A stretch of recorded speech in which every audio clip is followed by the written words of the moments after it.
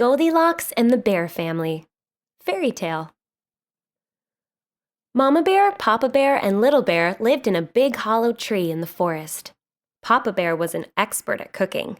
One day, he made a very tasty soup. "While we wait for our soup to cool," Mama Bear said, "let's walk to the post office and mail this letter." Mama Bear wrote an address on the letter. Little Bear found a stamp. Soon after the bears left, a girl named Goldilocks walked down the forest path and right into their house. "Ooh, soup!" Goldilocks said in delight. She tasted from the first bowl. It was too hot.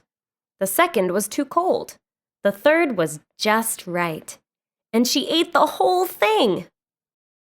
Then Goldilocks went into the living room, where she saw 3 books.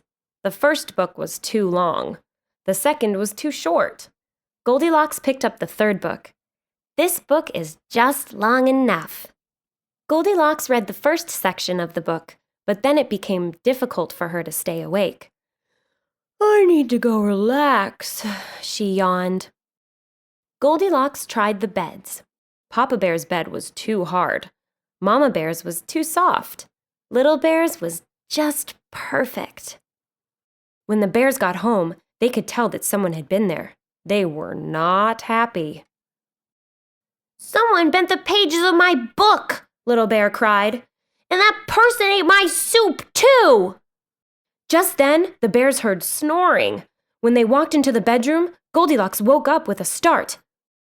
She tried to make an excuse.